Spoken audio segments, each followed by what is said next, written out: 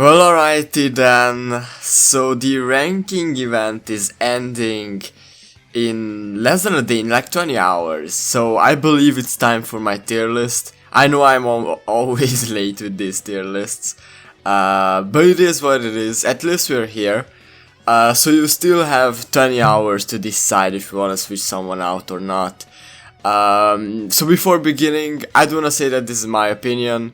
Of course, tier lists in this game are not really easy to make because not many of these characters are actually comparable to each other, because one of them charge, one of them break. Like, you know, comparing these is pretty hard, but still I just want to put them in a tier to see where how viable they are still to this day. And you know, some of these characters might get EX awakenings in the future, so they might be bumped up. I'm pretty sure they will. So of course, this is my opinion again. You can share yours down below.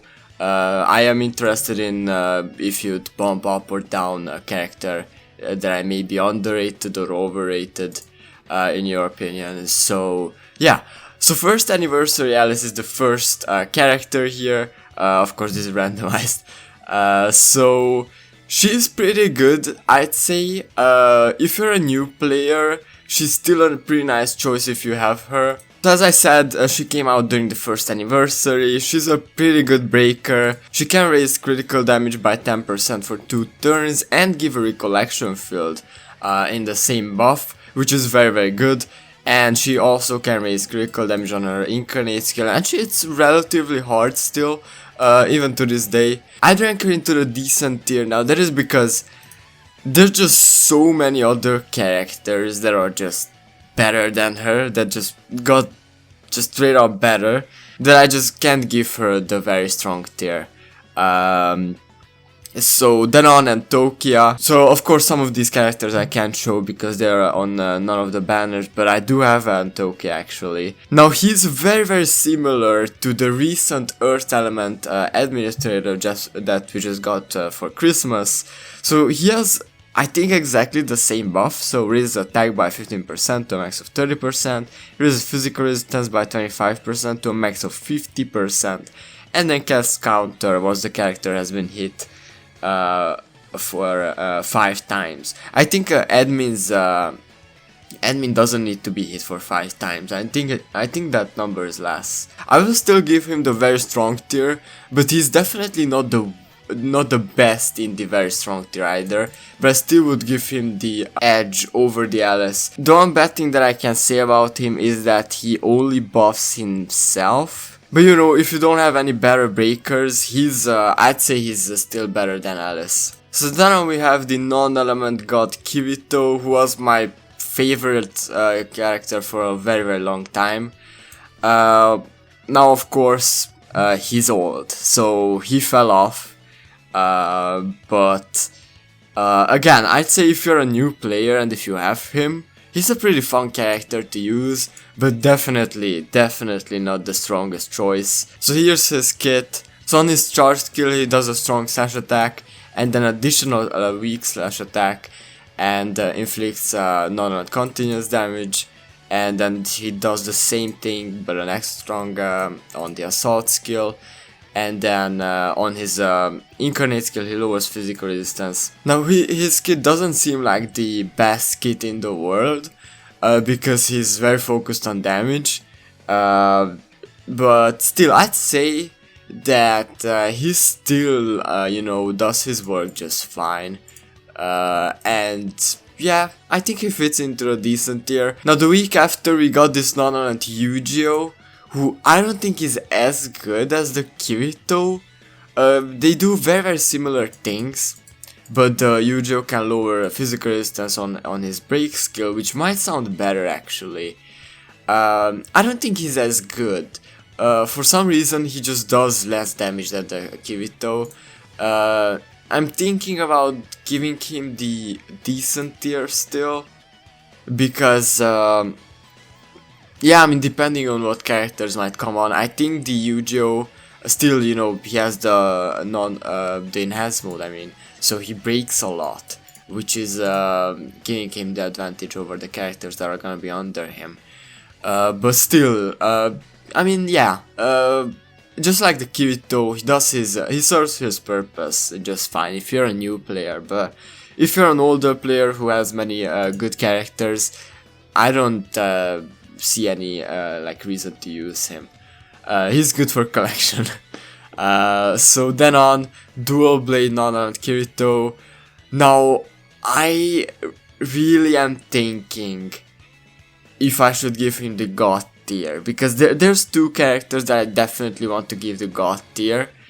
But I don't know if the Kirito is actually worth being in the God tier. I think he's more like, you know, between the two.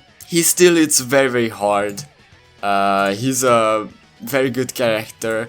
So of course he also goes in S mode, and he lowers physical resistance, and he does massive amounts of damage, by the way, because he's one of the few characters that has a super strong incarnate skill, and he also has a very strong assault skill. So he's a very hard-hitting character, but again, I just don't know. Is he still God tier with all the new mechanics we have? Because, yeah, I mean, I will put him there, actually, I will put him there. He's still one of the main sources of damage. So, I think he's still worthy of being in the God tier, because you can use them together with one of the new units and 200% incarnate skill, and he will still deal a good amount of damage. A massive amount of damage, by the way. So I think he's still worthy in being up there, because he's still that good. Then on, Fierce Flash Asuna, one of the first units in the game. Sadly, she didn't get her EX Awakening yet, and her kit might look good to you, like she raises attack, wow, very good, recollection field, very good, physical resistance lowering, like her kit might look good, but she's not good. Her Imaginariums are pretty nice, but yeah, her stats are not very good. I'd say she's one of the worst chargers. Probably it's the GGO Kirito. So hopefully once these two get their EX Awakenings, they will get better. But for now, I'm gonna put them into the outdated tier because they're outdated. Then on, GGO Sinon. Not the best choice, but if you must use her, you could, in my opinion. By the way, I don't think this tier has the right name. Again, I don't want to talk about these older characters all that much, because they are down here for a reason, so I don't think there's that much like reason to talk about them. Breaker Asuna, obviously, you know, your main choice in the normal team if you want a Break Killer. She gives a recollection field when break killing, which is very, very good. She can also heal the reserve characters, which is again very, very good. And you won't really use her incarnate skill that much, so again, her main purpose is to support, and she does that pretty nicely. So of course a must-have character because she's a break killer. And she is a character that I actually advise you to get up to 105. As I will say, these characters that have the enhanced skills will get the short wait time after using skill, which could gain them an additional turn before the boss attacks, which you actually want, because it could save you some, you know, ranking event runs and stuff like that. Now, Anniversary Eugeo came out a week after this Anniversary Alice, and he's a pretty nice character. I actually didn't have him for a long time, and I really wanted him because he had a very strong attack raising buff here, and gave recollection field, and had the short time after using skill that I was just talking about for that the Breaker Asuna needs. So he's very good actually. He raises attack, which you really want. For this rank event, of course, you are supposed to use magic attacking characters, which many people didn't use. I have seen that continuous damage strategy, and it's just broken how people can get 10 million score without like having most of these OP characters in their teams is just you know, pretty stupid. But very fun tactic, not gonna lie. He gives 2 recollection fields, which is why I'm really thinking if he's better than the Alice or not. Now, I would still actually leave him in the decent tier, because we have one character that is basically these 2, but in one character, and that is the Northern admin. So if I come over to my phone and show you her kit, you can see that on her charge skill, she lowers enemies' incarnate break, which is very good. Raises critical damage, this is where it starts, and then on her assault skill, she raises attack.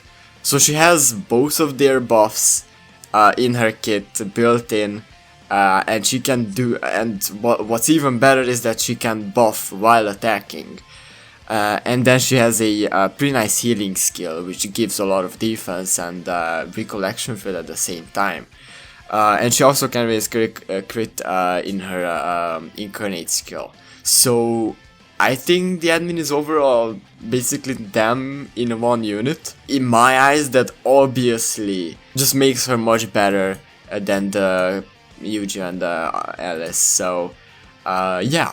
Then on GGO Sinon. Very old unit, but she just got her EX Awakening. Now actually her kit isn't updated over here, but she did get her EX Awakenings already, which means that she can do 200% incarnate skills and you know, has all the new mechanics. She also has upgraded Imaginariums, which is, you know, giving the incarnate charge in the beginning is always good, because these old characters give much less incarnate charge than newer ones, by the way. So she's actually very good. I saw her in many of the like OP teams, and I actually started using her too, and she's pretty good. She's very useful. I think she's easily worthy of being in the very strong tier. Then on ordinal scale, Sinon can go into if you must tier. This Tisei, ooh, I actually don't know. Now she's one of the characters that I don't have actually, so I don't have any much experience with her.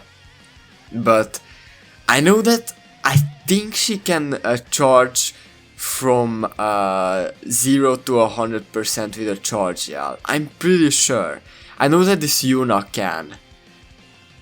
But I think if I remember correctly, I think this Tisei can also do that. And she is a charger and a breaker. She has both skills in her kit. Now, let me know if I'm wrong. Again, I don't have much experience with this unit, but I think she can go in the bottom of the very strong tier, maybe, possibly. I don't know. I'm really debating between the decent or the very strong tier, but she can charge and break in one skill, but I just don't know how her damage is, because I just, you know, don't see many people using her all that much. I'll leave her in the top of decent tier. I mean, let me know if you use her, let me know if I'm wrong or not. Yeah, I mean, she's between the two. Again, I'm just not entirely sure. She's one of the characters that I just don't, just never use, because I don't have her on my account. So, yeah, I mean, it is what it is, you know, sometimes you can't rank all these characters. Then we have the New Year Kirito, who is actually the very first New Year character in this game. If we come over here, this Kirito also got his EX Awakening, by the way. But his kit is, I mean, you can see for yourself. It's not the best, obviously. I've seen some people use him. Like, I don't think he's on the same tier as GGO Sinon, because I remember that the Sinon just did way better damage before their awakening. Like on her incarnate skill, she just did way more. So I don't know, I don't want to put the Kirito up in the very strong tier. Even though he has here his EX Awakening. I might be very wrong again, because I have not actually EX Awakened him. Because I, you know, found the perfect team for myself. So obviously I don't need him. But again, I don't know if he's worthy of being in a very strong tier. Then on, Charger Asuna, must have, you know. It goes without saying that Chargers are just must-haves. This Yuna, I am 100% that she can charge from 0 to 100% with a charge, yeah? So here's her kit. She does give 3 recollection field bars. I think recollection field is of course way easier to get with these 200% incarnate skills than before. So because you get double the amount. So it's just way better. But what I found with this Yuna, I will actually put her in the very strong tier, but I found with her is that she doesn't do the most amount of damage, but she gives recollection field. She can recover HP while attacking, as you can see here on both her assault skill and her first charge skill. And this is her charge skill that actually charges a lot. She's coming up on being a year old too, slowly but surely, in a couple months. But I think she's still worthy of being in the very strong tier, because recollection field and healing on attack, which only the new Alice does partly. You know, I mean, Yuna is pretty good still, in my opinion. Then on, this TC is the free-to-play one. I don't know if you must use her, I guess. Yeah, if you must use her, I guess. Because she's not the worst character. Yeah, if you must use her. Same thing with Broccoli. He is a counter character, actually. But he's very old, so his stats are not really keeping up with the current unit stats. Then on, this Iskan easily goes into the very strong tier, because he's a continuous damage character. But the bad thing about him is that his non-element and his continuous damage is not the most impressive. So yeah, as you can see here, super strong continuous damage for 4 turns, which of course you can stack, and he deals more and more damage. So he's a very strong character if you're only talking about non-element. Alrighty then, so the new faces. Non-element, Alice and Edis. In my opinion, both of them are easily god tier characters, with Alice being better than the Edis. That is because Alice can recover HP on attacking. She can raise magic attack. She has this insane enhanced skill. Sadly I didn't get her, but she deals very good damage. And yeah, her kit is just overall slightly better. I just like it more, because all the Edis does pretty much is just she gives 3 collection fields, and then she has 2 assault skills, which I really don't like. I don't like characters with double assault skills for some reason. But yeah, I mean, Deidis is not as good, but she can lower magic resistance, which is helping the Alice out a lot. Because on her incarnate skill, she deals 15% more damage on enemies who are inflicted with magic resistance debuff. So this is helping the Alice a lot, and the whole team with the recollection fields. But I think the Alice with the healing and magic attack boosting and everything, yeah, her kit is just slightly better, but I think both of them are still very good. They both have the 200% incarnate skills.